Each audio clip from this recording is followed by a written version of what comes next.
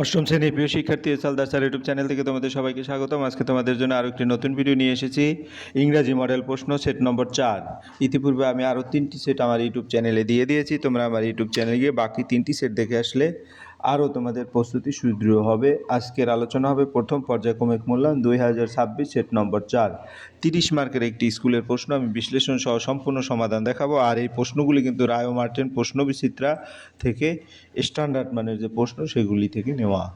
কাজে তোমরা যারা এখনও আমার চ্যানেলটিকে সাবস্ক্রাইব করনি তারা এখনই চ্যানেলটিকে সাবস্ক্রাইব করে বেল আইকনটি প্রেস করে দাও, এরকম আরও অনেক ভিডিও যাতে তোমরা দেখতে অনায়াসে পেতে পারো। তা আমরা দেখতে পাচ্ছি যে এই প্রশ্নটি একটু বড় করে দেখাই।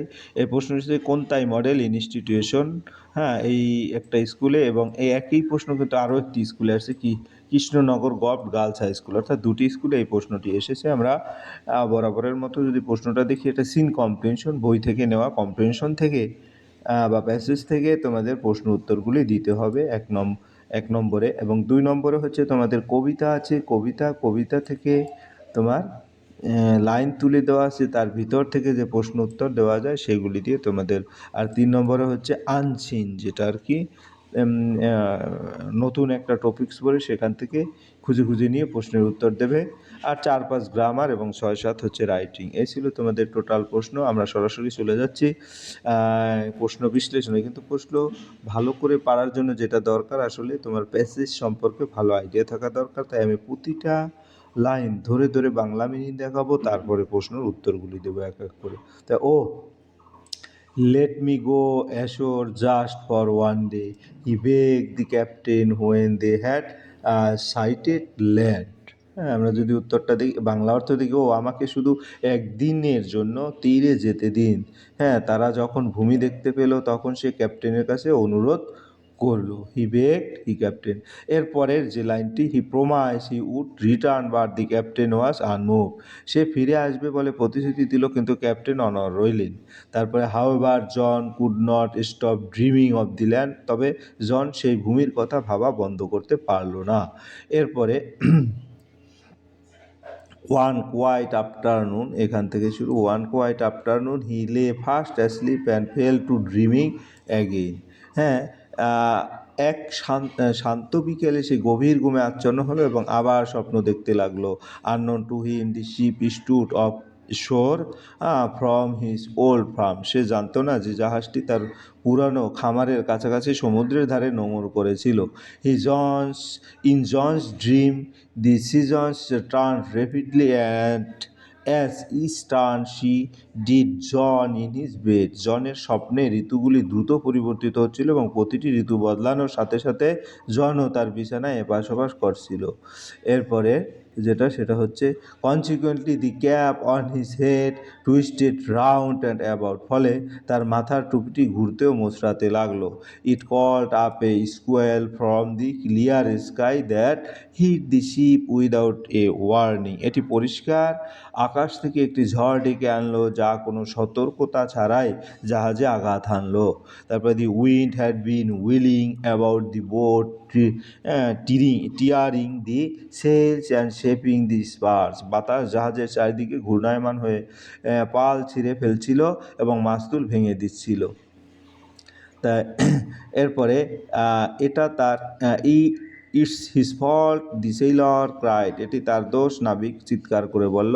দে shouted in anger and fear and try to rive the cap off his head, তার রাগ ও ভয়ে চিৎকার করলো এবং তার মাথা থেকে টুপিটি ছিঁড়ে ফেলার চেষ্টা করলো। এই ছিল তোমার বাংলা মিনিং। এখন আমরা যদি এক এক করে প্রশ্ন উত্তর দেখি, তাহলে প্রথম প্রশ্ন ছিল কি এ নম্বরে, write T for true and A for false statement in the given boxes, give suitable supporting statement for is answer. Supporting statement থাকলে কিন্তু 2 মার্কের প্রশ্ন থাকে। তাই এখন প্রশ্নটা দেখি, the captain allowed John to go home just for one day, এটা ছিল, এটা ট্রু না ফলস, ট্রু না ফলস লিখলে 1 মার্ক এবং সাপোর্টিং স্টেটমেন্টে 1 মার্ক। হ্যাঁ, তাহলে আমরা প্রথম প্রশ্নটা যদি দেখি, দি ক্যাপ্টেন অ্যালাউড জন, এটা আসলে ফলস, কারণ সাপোর্টিং স্টেটমেন্টটা কি আসলে এই লাইনের সত্যতার জন্য যে স্টেটমেন্টটা দেওয়া হয়, he promised he would return but the captain was unmoved. তাহলে জন একদিনের জন্য তীরে যেতে চেয়েছিল এবং ফিরে আসার প্রতিশ্রুতি দিয়েছিল, কিন্তু ক্যাপ্টেন অনড় অর্থাৎ তিনি অনুমতি দেননি, তাই বাক্যটি মিথ্যা। কিন্তু এখানে অ্যালাউড দেওয়া আছে, এই কারণে বাক্যটি মিথ্যা। এরপরের যে বাক্যটি, the sudden strong wind came from a dark evening sky, এটা কি? এটাও ফলস। সাপোর্টিং স্টেটমেন্ট কি যদি বলি? ফলস কেন? It caught up a squall from the clear sky that hit the ship without a warning. ঝড়টি পরিষ্কার আকাশ থেকে এসেছিল, অন্ধকার সন্ধ্যার আকাশ থেকে নয়, তাই বাক্যটি মিথ্যা, কারণ এটা wind came from a dark evening sky, এইটার কারণে এটা ভুল, এটাও ফলস। ঠিক আছে, তাহলে আমরা 1 নম্বরের প্রশ্ন হয়ে গেল। এবার 2 নম্বরের প্রশ্ন, answer the following question any both বলা আছে। তাহলে এখানে how did the squall damage the boat. হ্যাঁ, আমরা যদি দেখি, squall damage the boat by tearing the sails and shaping the spar. ঝড়টি পাল ছিঁড়ে ফেলেছিল এবং মাছদুল ভেঙে জাহাজের ক্ষতি করেছিল। তারপর আমরা যাবো 2 নম্বরে, who is he in the above passage. এই প্যাসেজে হি বলতে কাকে বোঝায়? হি মানে হি ইজ জন, এখানে হি বলতে জনকে বোঝানো হয়েছে। Why does he wish to go ashore? হ্যাঁ, he wish to go ashore because he wanted to see his old farm and the land. সে তীরে যেতে চেয়েছিল কারণ সে তার পুরানো খামার ও জমি দেখতে চেয়েছিল। এরপরের প্রশ্ন, দি ক্যাপ্টেন ওয়াজ আনমুভ। 4 নম্বরের, explain in your own word. হ্যাঁ, তাহলে it means the captain did not change his decision and did not allow John to go ashore. এর অর্থ হলো ক্যাপ্টেন তার সিদ্ধান্ত পরিবর্তন করেনি এবং জনকে তীরে যেতে দেননি। হ্যাঁ, এরপরের প্রশ্ন, give another word for promise. হ্যাঁ, another word for promise is pleads assurance, অর্থাৎ প্রমাইসের আরেকটি শব্দ হলো অস্বীকার বা প্রতিশ্রুতি, যেটা আর কি, এ কারণে আমরা দুটোই বলতে পারি। এরপরের প্রশ্ন, হোয়ার ইজ হি দেন? হ্যাঁ, এখানে he is on the ship, সে তখন জাহাজে রয়েছে। এরপরে আমরা চলে যাবো 2 নম্বরের প্রশ্ন। 1 নম্বরের প্রশ্ন হয়ে গেল, read the poem carefully and answer the question, হ্যাঁ, দ্যাট ফলোস। তা ফ্রম দি আর্থস লুজেন্ট মাউথ, আমরা যদি বলি পৃথিবীতে আলগা মাটি থেকে, দিস স্যাপলিং ড্রস, হ্যাঁ, তারপরে সাস্টেন্স অ্যান্ড থ্রিভস, চারা গাছ তার পুষ্টি গ্রহণ করে এবং বেড়ে ওঠে। Though strick stricken to the heart with winter cold, যদিও শীতের ঠান্ডায় তার অন্তর আঘাতপ্রাপ্ত হয়। দি ড্রপিং ট্রি রিভাইভস, নুয়ে পড়া গাছটি আবার সতেজ হয়ে পড়ে। এই হচ্ছে তোমার প্রথম 4 লাইন। পরের 4 line, the softly warbled song, অর্থাৎ মৃদু স্বরে গাওয়া গান। Comes from the pleasant woods and coloured wings, মনোরম বন থেকে আসে এবং রঙিন ডানা। তারপরে glance quick in the bright sun that moves along, উজ্জ্বল সূর্যের আলোয় দ্রুত ঝলকায় যা ধীরে ধীরে অগ্রসর হয়। দি ফরেস্ট ওপেনিং, বনের ফাঁকা জায়গাগুলোর মধ্যে দিয়ে। এই ছিল তোমার টোটাল কবিতা। এরপরে যদি প্রশ্ন উত্তর দেখি, প্রশ্ন উত্তর কী বলছে? 1 নম্বরের প্রশ্ন, 2 এর এ। হ্যাঁ, choose the correct answer from the given alternative. MCQ যেটা, the sapling draws is fruits and drink from flower, fruits, soil না এয়ার? আমরা যদি দেখি উত্তরটা, কারেক্ট অ্যান্সার সয়েল। কারণ কি? The poem says from the earth lucent mouth the sapling draws is sustenance. Here earth lucent mouth means soil. আমরা যদি বলি কবিতায় বলা হয়েছে চারাগাছ মাটির আলগা অংশ থেকে পুষ্টি গ্রহণ করে, তাই সঠিক উত্তর হলো সয়েল। এরপরের প্রশ্ন যেটা, দি সুইট সং। হ্যাঁ, 2 নম্বরে, the sweet song come from flowery flowing river, pleasant woods, high mountains, all of this. আমরা যদি উত্তরটা দেখি তাহলে কি হবে? প্লিজেন্ট উডস, কারণ the poem clearly says the softly word song comes from the pleasant woods. হ্যাঁ, so the sweet song comes from the pleasant wood, বা কবিতায় সরাসরি বলা হয়েছে মধুর গান মনোরম বন থেকে আসে, তাই সঠিক উত্তর হলো প্লিজেন্ট উডস। তাহলে আমাদের উত্তর প্লিজেন্ট উডস হবে। তাহলে আমরা এ নম্বরের উত্তর পেয়ে গেলাম। এবার বি নম্বরে, complete the following sentence with information from the poem. The sapling hearts is stricken with, আমরা যদি দেখি কারেক্ট অ্যান্সার হচ্ছে উইন্টার কোল্ড। হ্যাঁ, the poem says through stricken to the heart with winter cold, so the sapling heart is stricken with winter cold. কবিতায় বলা হয়েছে যে চারা গাছের হৃদয় শীতের ঠান্ডায় সমস্ত হয়, তাই শূন্যস্থানে হবে উইন্টার কোল্ড অর্থাৎ শীতের ঠান্ডা। এরপরে আমরা চলে যাব unseen passage, read the following passage and answer the question given below, অর্থাৎ এই প্যাসেজটি তোমরা ইতিপূর্বে বইয়ে কোথাও নেই, আগে পড়োনি, নতুন করে দেওয়া হয়েছে, তাই সেখান থেকে খুঁজে খুঁজে প্রশ্নের উত্তর বের করতে হবে। তাই আর প্রথম যদি বলি, Saint Coleridge was one of the few great romantic poets of English literature. আমরা যদি বলি এটার বাংলা হচ্ছে এস.টি. কোলারিস, ইংরাজি সাহিত্যের অল্প সংখ্যক মহান রোমান্টিক কবিদের একজন ছিলেন। হি ওয়াজ লেজি বাট এ ভোরাসিয়াস রিডার, তিনি অলস ছিলেন কিন্তু অত্যন্ত আগ্রহী ও লোভী পাঠক ছিলেন। Together with William Wordsworth he published in 1798 a thin volume of poem entitled lyrical ballads which turns the course of English poetry. William ওয়ার্ডসওয়ার্থের সঙ্গে তিনি 1798 সালে লিরিক্যাল ব্লাডস নামে একটি ছোট কবিতা সংকলন প্রকাশ করেন, যা ইংরেজি কবিতার ধারাকে পরিবর্তন করে দেয়। এরপরের প্রশ্ন মানে sentence, the two poets moves to the islands to live near Saudi and escort the other two romantic poets and to enjoy the beauty of simple nature.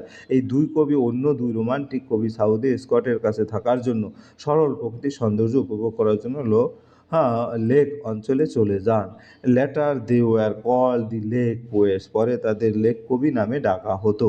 Collar composed only a few poem but almost all of this are still considered to be a great and enjoy by scholars and common reader. Coleridge খুব অল্প কিছু কবিতা রচনা করেছিলেন, কিন্তু তার প্রায় সবগুলোই এখনও মহান বলে বিবেচিত হয় এবং পণ্ডিত ও সাধারণ পাঠকরা সেগুলি উপভোগ করেন। এরপরে সেটা হচ্ছে কি, Christabel Kubla Khan, the rhyme of the Ancient Mariner are his most famous poem. Christabel Kubla Khan, the rhyme of the Ancient Mariner, এগুলি তার সবচেয়ে বিখ্যাত কবিতা।